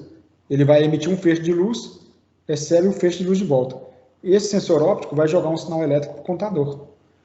Então, toda vez que passar uma peça, o que ele faz? Ele vai dar um pulso elétrico de 5 volts, por exemplo. Ele manda um sinal de 5 volts para o contador. Cada sinal de 5 volts está indicando que é uma peça que passou na esteira. E ele vai incrementando e vai contando os pulsos aqui. Ó. Tá certo? Então, o relé contador é esse exemplo aí. Ó. Tem o A1 e o A2, o R1 e o R2. O R1 e o R2 são contatos de reset. Aí eu quero que, por exemplo, ele vai contar 5.000 peças, aí ele vai empacotar 5.000 peças, depois ele zera a produção e começa de novo. Então, eu posso aplicar 5 volts aqui, por exemplo, para resetar com 5.000, ou eu posso aplicar 5 volts aqui para ser um reset de emergência. Eu preciso parar a produção, zerar agora e começar de novo. Então, tem 2 resets. O relé contador é muito utilizado também na automação, tá? Hidráulica e pneumática. Gente, e mais um componente, né, para a gente já caminhando para a reta final. Um componente elétrico que é muito utilizado na pneumática e na hidráulica, principalmente na pneumática, é o pressostato. Gente, tudo que é dispositivo elétrico que termina com stato significa que é chave, tá? Pressostato, termostato, né, fluidostato, quer dizer que ele tem um contato elétrico mecânico.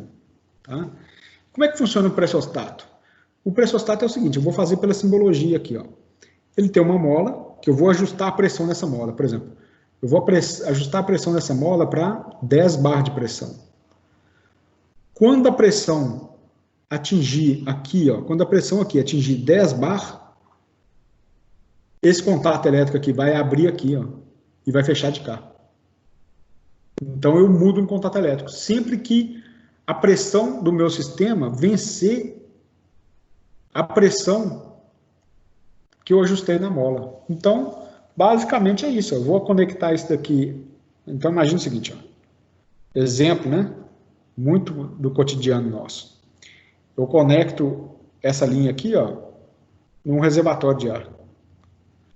Ou seja, quando a pressão do reservatório atingir, exemplo, 12 bar de pressão, eu vou comutar um contato elétrico e desligar o compressor.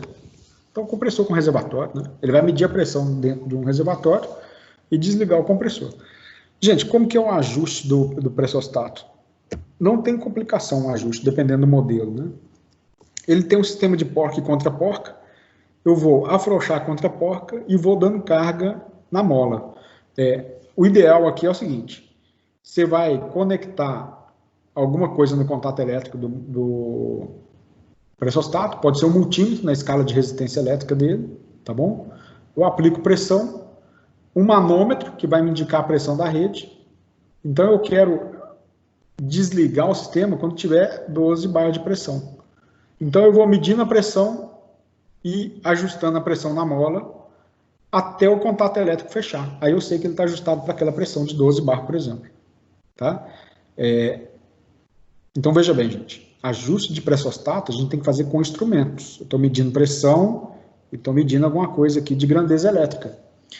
No olho é extremamente perigoso, porque às vezes você ajustou o pressostato que ele tinha que desarmar com 12 bar, você foi lá e ajustou para 20 bar.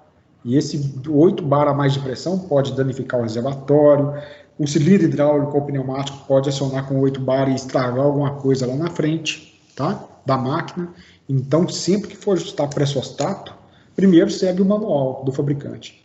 E segundo, você tem que ter certeza do que você está medindo de pressão e o que você está medindo de, né, o momento que o contato fecha. Ok? Bom, gente, então, beleza. Nós fizemos uma varredura geral aqui sobre componentes elétricos, eletromecânicos, eletrônicos, sensores, para a gente, então, voltar na parte de circuito elétrico aplicado à hidráulica pneumática. Então, observe esse circuito aqui, é um circuito simples, né? Eu tenho uma válvula direcional de 3 duas vias, a gente já montou esse circuito, né, já simulei com vocês. Aqui eu tenho a parte elétrica, essa válvula solenoide, ela é de acionamento por solenoide e retorno por mola. Então, quando eu fechar esse contato aqui, ó, né, eu vou dar um comando aqui na eletroválvula Y1 e o cilindro vai avançar, tá?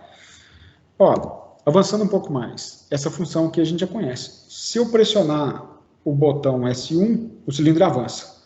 Se eu pressionar o botão S2, o cilindro também avança, né? Essa aqui, então, é chamada de função OU.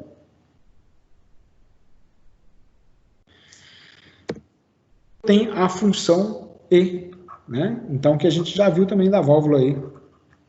Se eu acionar o cilindro S1, não acontece nada. Desculpa, o botão S1 não acontece nada. Se eu acionar o botão S2, não acontece nada.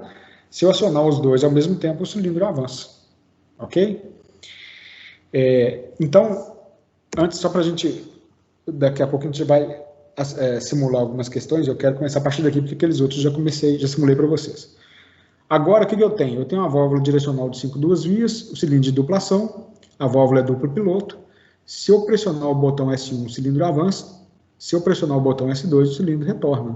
Se eu pressionar os dois juntos, o que acontece? S1 e S2. Eu vou ligar o Y1 e o Y2 ao mesmo tempo. Em termos de funcionamento da solenoide, da válvula, não acontece nada, porque a válvula vai permanecer na última posição, igual a gente já viu. Mas se eu aplicar tensão nessa solenoide, eu estou sobrecarregando as duas, eu vou reduzir bastante a vida útil dessas solenoides e pode ser que até eu provoque a queima de uma delas. Para resolver o problema, eu resolvo usando essa técnica de intertravamento.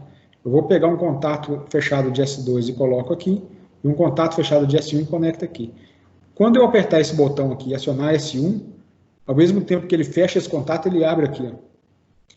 Aí o cilindro avança. Se nesse meio tempo eu apertar o S2, não acontece nada, porque essa parte do circuito aqui está interrompida, né? Então não tem circulação de corrente. Então isso daqui que eu quero mostrar para vocês. Vamos simular isso daqui. Então olha só. Tá aí, ó, fluid sim, né? O que eu vou fazer? Eu vou trazer para cá o cilindro de duplação. Vou pegar uma válvula direcional de 5 duas vias. Tá aqui, ó. Fonte de pressão. Tá aí. Né, que é a fonte de energia do elemento de trabalho. Tá? Que a gente já viu. Vamos fazer as conexões aqui, ó. Eu vou... Isso daqui vai ser escape. E de cá também. Ok. Essa válvula, então, eu vou colocar acionamento elétrico dos dois lados dela. Do lado de cá, eu vou chamar de Y1. Vamos usar a norma certa, né? Já que tudo que é avanço tem que ser par, vou chamar aqui de Y2 e aqui de Y1, porque tudo que é retorno tem que ser ímpar. Ok, ó. Então, o nosso circuito pneumático está pronto. Eu quero fazer o cilindro avançar e o cilindro retornar, né? Acho que até para ficar mais didático, deixa eu fazer o seguinte, ó. Vamos colocar aqui válvula de controle de fluxo.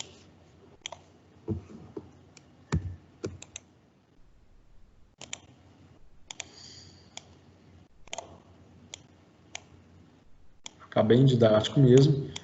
Vamos regular a velocidade aqui para 50%. Vou controlar também os dois sentidos do cilindro, tanto o avanço quanto o retorno. Ok, muito bom, tá aí. Eu consigo simular mecanicamente, e na verdade toda a válvula hidráulica e pneumática você consegue, mesmo ela sendo acionamento por piloto, você consegue forçar a válvula manualmente. Você enfia uma chave de fenda ali, empurra o carretel da válvula, você vai provocar o acionamento. Isso é muito perigoso, né? Muito perigoso porque você não sabe quem que está operando a máquina, quem está lá perto do cilindro. Você pode machucar alguém ou quebrar a máquina. Então aqui, ó, o cilindro avança e aqui o cilindro retorna. Então está pronto, o circuito pneumático está pronto. Agora eu vou montar o circuito elétrico. Então vou trazer minha fonte de tensão de 24 volts, de 0 volts, tá bom? E vou começar montando o circuito. Então eu vou precisar de uma solenoide. Ó, primeiro, obviamente, que eu vou precisar de um botão. Esse botão aqui, ó, conforme eu falei com vocês, é um botão com trava, né, que ele tem aquele dente ali, ó, né, vou ligar aqui nos 24 volts, vou trazer também uma solenoide, tá aqui, ó.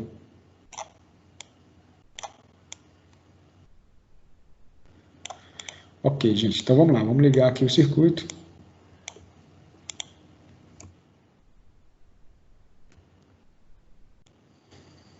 Trazer um botão para cá e a solenoide também.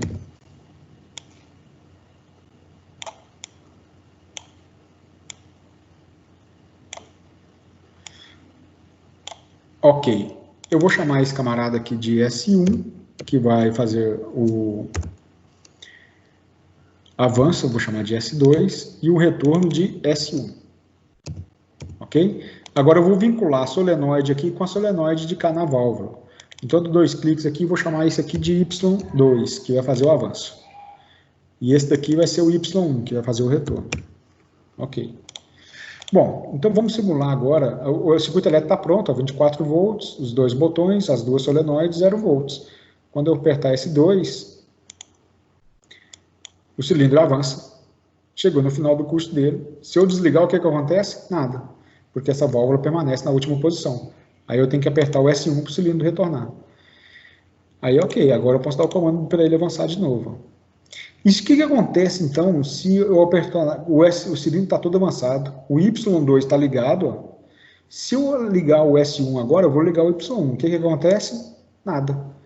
Eu tenho essas duas solenoides ligadas, cada uma puxando o carretel para um lado, mas como o carretel ele tem o mesmo diâmetro, a força é a mesma, ele vai ficar inerte, ele fica parado na última posição.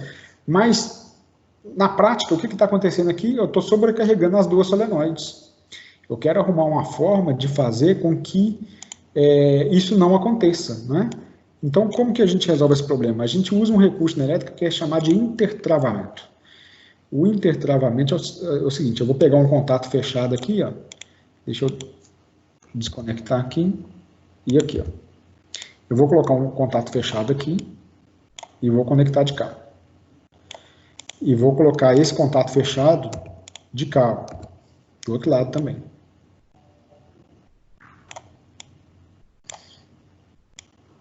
Beleza. Esse contato aqui, ó, vai ser o S1. E esse contato de cá, ó, vai ser o S2. Bom, então veja bem. Vamos simular. Não vai aceitar. Essa versão do Fluidici não aceita.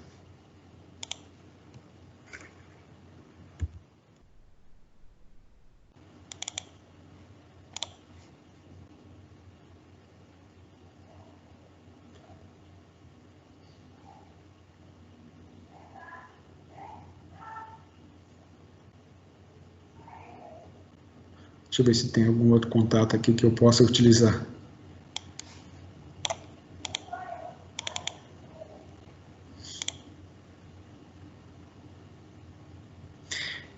Não vai aceitar. Bom, mas a questão é a seguinte, ó. Vamos ver se ele aceita eu simular da mesma forma. Mas a questão aqui é o seguinte, qual que é a ideia? Que a gente faz um intertravamento, deixa eu completar o circuito de novo, que é o seguinte. Esse contato aqui, ó, de cada direita, ele vai pertencer ao S2. Então eu vou chamar aqui de S2.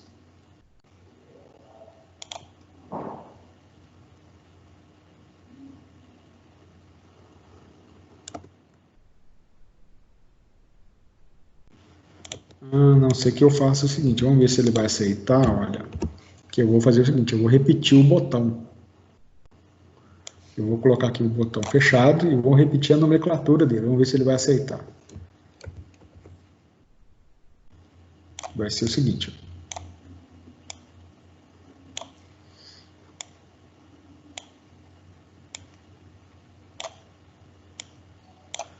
E esse daqui vai ser o S2. E este aqui vai ser o S1. Ok. Ó, aceitou. Até agora está tudo certo. Quando eu acionar o S2 aqui, o que acontece? Ó? Ao mesmo tempo que ele fechou de cá, ele abriu aqui. Ó. O que acontece agora se eu apertar o botão S1? Quando eu apertar o botão S1, ele vai cortar a corrente elétrica do lado de cá. Ele cortando a corrente elétrica do lado de cá, ele vai desenergizar o Y2, né? Então, o que acontece? Ele desliga o Y2, mas ele vai ligar o Y1? Não vai, porque esse contato aqui ainda está fechado. Apertei os dois ao mesmo tempo. O que aconteceu? Nada. Na verdade, sim, aconteceu alguma coisa, né? A única coisa que aconteceu é que ele desligou o Y2, mas ele não ligou o Y1. Dessa forma, eu não estou sobrecarregando os solenoides do carretel da válvula, né? Com isso eu estou economizando energia e até economizando em vida útil também do próprio equipamento, tá bom? Então veja bem, como que eu faço para fazer o cilindro retornar? Eu tenho que desligar o S2, o cilindro retorna. Então isso é chamado de intertravamento. Eu só consigo agora avançar o cilindro quando eu desligar o S1. O S1 está ligado. Eu estou ligando aqui, não está acontecendo nada. Aí eu desligo o S1 e ligo o S2 e o cilindro avança. Esse recurso aqui é chamado de intertravamento, que eu conectei um contato fechado do botão S1 em série com o botão S2, e um contato fechado do botão S2 em série com o botão S1, né? Intertravei os dois. Aí dessa forma, nunca que eu vou ter o Y2 e o Y1 ligado ao mesmo tempo, tá? É justamente aquele circuito que estava projetando ali no slides para vocês. Bom, gente, então olha só. Deixa eu mostrar aqui um outro circuito para vocês, só para recordar aí que eu também falei agora há pouco que a gente vai simular aqui, tá bom? Que é o seguinte.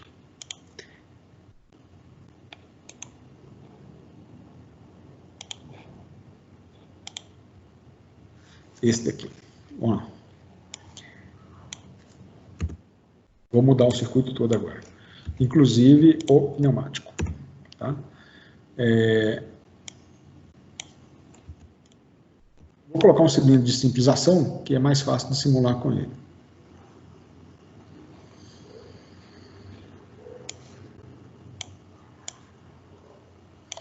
Então, para isso, eu vou trazer aqui uma válvula de 2 vias. Tá aqui. Essa válvula de 2 vias, ela vai ser de acionamento por solenoide e retorno por mola. Tá aí, beleza. Agora eu vou montar o circuito elétrico. E o circuito elétrico vai ser o seguinte, ó, 24 volts, 0 volts. Vou trazer a solenoide aqui também.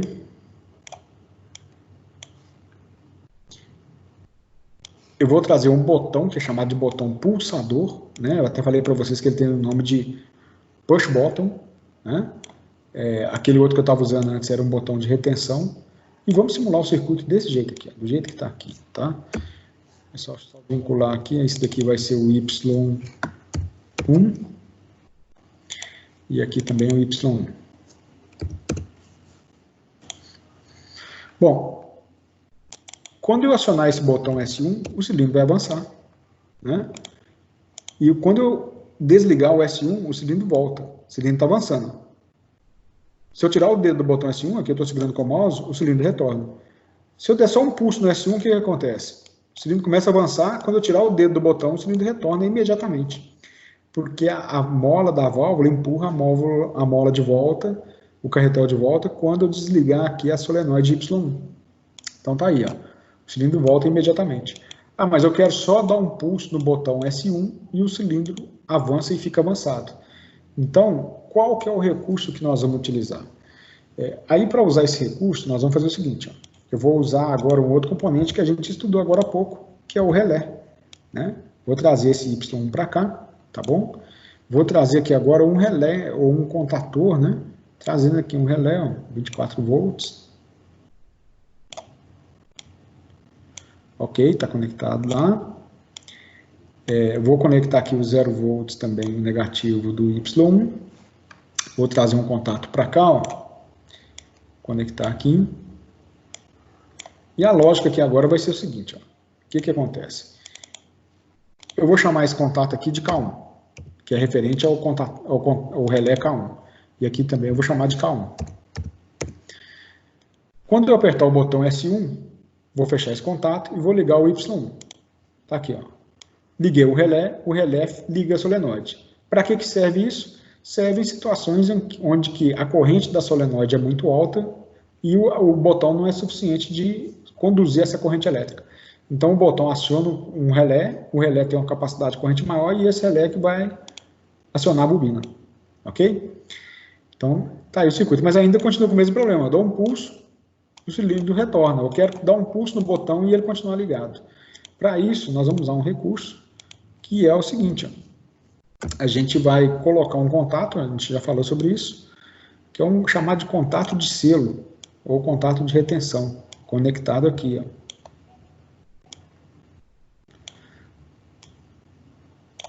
Eu vou chamar aqui de K1. Então, quando eu der um comando aqui no S1, tá lá, ó, eu vou ligar o K1 e ele vai fechar esse contato e esse. Mesmo quando eu abrir o botão S1, a corrente elétrica continua circulando para o K1. Vou dar só um pulso, ó. Ele já ligou e o cilindro avançou, tá vendo? Quem está segurando o solenoide ligado é o contato, a bobina do relé K1.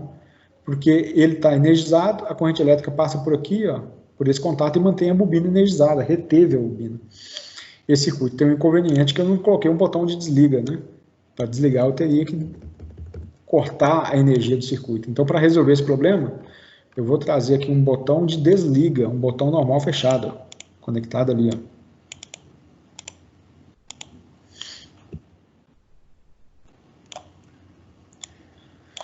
Ok, então vamos chamar aqui de S2. O S2 é o botão para desligar. Então, dou um pulso no botão S1, ele liga. Se eu der um pulso no botão S2, ele desliga. Ok? Vamos fazer um negócio, deixa eu desconectar esse botão aqui, ó. E vou trazer aqui um botão com trava. Vamos fazer um experimento aqui agora. Acho que podia até fazer o seguinte, eu vou inverter. Eu vou colocar aqui, deixar o botão S1 mesmo, do jeito que estava. E vou colocar o botão de desliga com trava, que vai ser melhor, né? Então vamos lá, esse aqui é o S1. Ok? E vou colocar aqui um botão com trava, como se fosse um botão de emergência. Botão desliga com trava, tá aqui, ó. Ô, Maturo. Oi. No caso, se eu colocar esse botão com trava, eu não preciso desse selo aí, não preciso? Não precisaria, com certeza não. Bem observado. Eu só estou usando com trava aqui, porque eu só consigo acionar um botão de cada vez com o mouse, sabe? Ah, tá. Aí eu travo um e aciono o outro com o mouse. Mas é verdade, você está certíssimo. Se eu tivesse colocado um botão S1 com trava, o K1 ali, ó, perderia o sentido. Então, gente, olha aqui, ó, o que eu quero mostrar para vocês é o seguinte. Vou ligar o circuito. O que acontece se eu ligar o S1 e o S2 simultaneamente? Não vai acontecer nada, porque o S2 vai cortar a corrente elétrica aqui, ó. Então, por exemplo, apertei o S2 e apertei o S1. Não acontece nada porque não está passando corrente elétrica aqui para o K1 e o K1 que liga a bobina Y1. tá? Agora, se eu inverter, apertar o S1 primeiro e apertar o S2, o cilindro começa a avançar, mas depois ele para, porque eu vou cortar a corrente. Olha só, apertei o S1 e apertei o S2. Na sequência, assim que eu apertar o S2, acabou. Já corta a alimentação do circuito, a mola empurra o carretel da válvula para a condição de repouso e o cilindro retorna. Então, esse circuito, por isso que ele chama que a predominância dele é desliga. Quem tem prioridade é o botão de desliga. Sempre que eu apertar o botão de desliga, ele vai desligar o circuito. Se eu apertar o S1 primeiro, depois o S2, ele desliga o circuito. Vamos fazer o seguinte, eu vou colocar aqui 30% de velocidade, só para ficar melhor de ver. Apertei o S1, apertei o S2. S1, apertei o S1, apertei o S2, o cilindro volta imediatamente. Se eu apertar o S1 agora, não acontece nada, enquanto não desligar o S2. Situações de emergência, por exemplo, que eu preciso que numa situação de pânico o circuito ele não ligue em hipótese alguma, é isso daqui, ó, um botão de emergência, tá? Para falar a verdade, o botão de emergência ele nem teria que ficar aqui, ele corta o circuito todo de comando, né? Então o botão de emergência ele ficaria aqui, por exemplo. Ó. Deixa eu colocar um botão de emergência.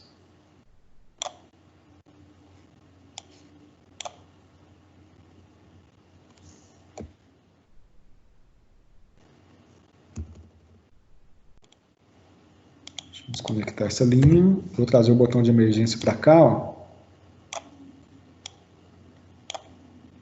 Eu vou chamar esse camarada aqui de S0, ok, e os 24 volts estão aqui, ó.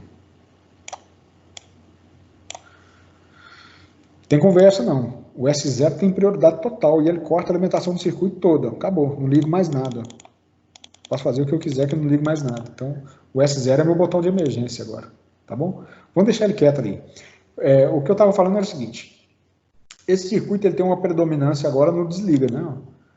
O desliga sempre tem prioridade, tá? Desliguei, ele voltou. Agora, eu posso ter uma predominância no liga, dependendo da função do circuito, faz sentido, né? Deixa eu desconectar aqui, eu vou desconectar essa linha. Vou mudar a posição do botão S2 agora. Vou trazer o S2 para cá. Ó. Vou conectar o S1 aqui embaixo e o S2 aqui. Quem que tem prioridade agora no circuito é o botão de liga. Se eu acionar o botão S2, deixar acionado e ligar o S1, ele liga o circuito. Tá? Então, se eu apertar os dois botões ao mesmo tempo, desliga o circuito. Ele liga o circuito. Então, agora, retirei o acionamento do S2 e liguei o S1, o circuito liga também. Então, a predominância é do botão liga. É óbvio que aqui tem uma situação que é o seguinte. Se eu acionar os dois ao mesmo tempo,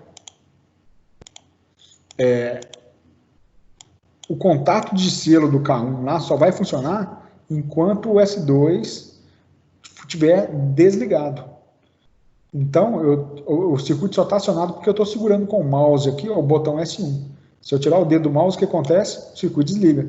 Desliga por quê? Porque eu interrompo a corrente elétrica aqui e o K1 não vai deixar a corrente elétrica passar por S2, o S2 não deixa a corrente elétrica passar de K1 para bobina de K1. Ou seja, eu tenho que retirar esse acionamento aqui, ó, e ligar o botão S1. Mas o fato é que, se eu apertar manualmente os dois botões ao mesmo tempo, eu consigo fazer o cilindro avançar. Então, a predominância é do botão de liga. Tá? É lógico que, numa situação de emergência, eu tenho aqui o botão de emergência, que corta a corrente elétrica, acabou a conversa. Desliguei todo o circuito de comando e o cilindro ele volta para a condição de repouso dele. Entendido, gente? Dúvidas?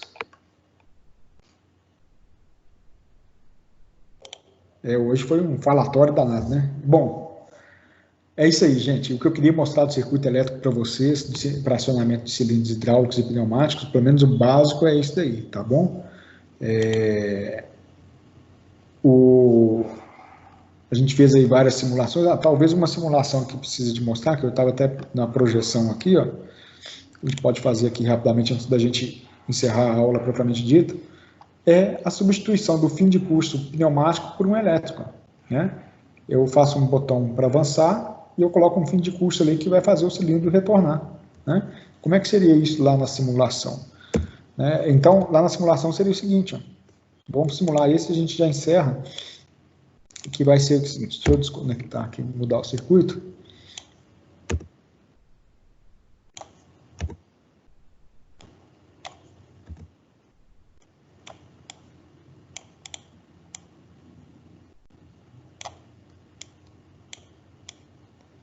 Vou colocar um botão para fazer o avanço do cilindro.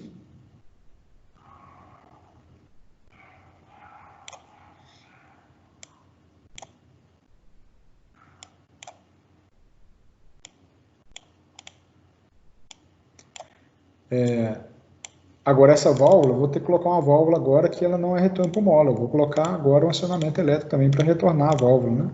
Eu vou chamar aqui agora de Y2. Ok. Então eu vou copiar essa válvula, trazer para cá.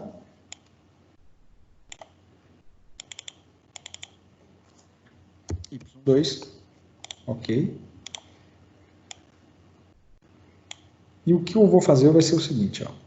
Deixa eu conectar aqui. Muito bom. Aqui eu tenho o botão de liga, que vai ser o S1. Eu vou trazer agora um acionamento, um botão, que vai ser esse aqui. E esse botão eu vou especificar aquele acionamento por fim de curso. Ok. Né? Tá lá. Vou colocar acionamento por rolete. Tá certo. Fica melhor. Bom. E esse rolete aqui, ó, eu vou chamar de S2.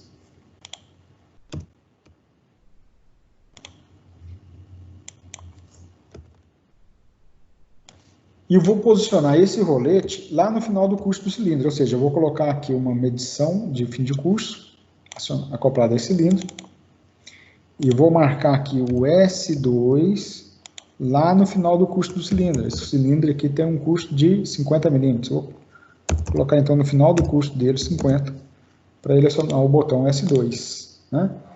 O que acontece com esse circuito então? Deu o comando no botão S1, ele vai avançar. No final do curso do cilindro, ele toca o botão S2, o fim de curso S2, que provoca o acionamento de Y2 e o cilindro retorna, porque o Y2 aqui faz o carretel da válvula voltar para a condição de repouso. Né? Então está aqui, ó. O S1 faz o cilindro avançar, só dei um pulso no S1, ele chega no final, toca o fim de curso S2, acionamento por rolete, aciona o Y2 e o cilindro retorna. É isso aí.